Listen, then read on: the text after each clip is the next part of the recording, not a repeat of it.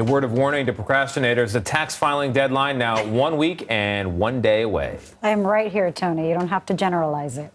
And as April 18th, that deadline approaches, filers are figuring out the best ways to soften what could be a pretty hard hit. Joining us now is Jennifer Streaks. She's the senior personal finance reporter at Business Insider. First of all, Jennifer, if you can just tell us, the filing deadline is almost here. It's worse for some. Some have to take that deadline more seriously than others. Those who move beyond that deadline, how can they request an extension?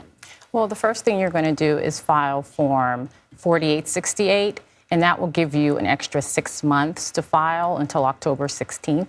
But what you don't want to do is think that the filing extension is a payment extension, because it's not. If you end up owing taxes, you should still send in that payment so you avoid interest and penalty if you can. Okay, so a filing extension is not a payment extension, but what if you can't pay all of it on that date? Then you need to work with the IRS to set up a payment plan. Don't just let it float out there, because they are aware and they are going to start charging you interest and penalty. All right, it's not going to go away, but you can't get it down if you have a number of deductions. I am always chagrined to learn, and this is a recent thing, right, that you can't write off a home office anymore if you tell me. No, see, I've gotten so many questions on this because so many people are now working remotely. Yeah. But if you're not self-employed, you cannot take advantage of the home office deduction. It is for those that are actually self-employed, not people just working remotely. So you got to be like an independent consultant as opposed to a person working for a consulting firm. Correct. Okay. It's there seem to have been limitations in terms of what you can deduct, but there are some deductions that are still common that people can make. Can you talk to us about some that people might not know about? Charitable deductions. If you made a donation to your favorite charity last year, you can definitely deduct that. And also the medical expense deduction. People are not aware of that. If last year you had unreimbursed medical expenses, if you are paying for your own dental work, a root canal, teeth cleanings, prescription eye glasses, contact lenses, and it meets a certain amount, you can deduct that from your taxable income. So stuff that insurance is not paying? Correct. Wow. What comes out of pocket, essentially? What comes out of pocket. Okay.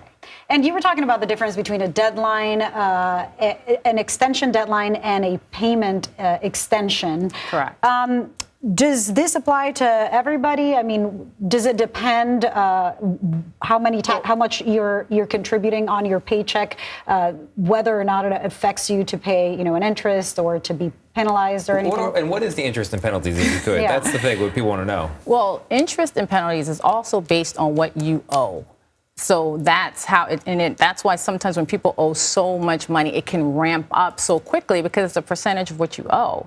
And so if you find that you have to work with the IRS to take care of your payment, get on that right now, because you can talk to them, you can send in forms, send in your return and say, this is what my situation is, my financial situation. I can't pay this all right now, so I want to work on a payment plan with you. But if you are expecting to be refunded, are you penalized in any way by delaying filing your taxes? Of course not. Okay. This is what I love, though. If they owe you money, you don't charge them interest. You can't do that. You cannot do it. It only works one way. Yeah. Okay, all right. Jennifer Streaks, thank you very much. Thank you. Appreciate it.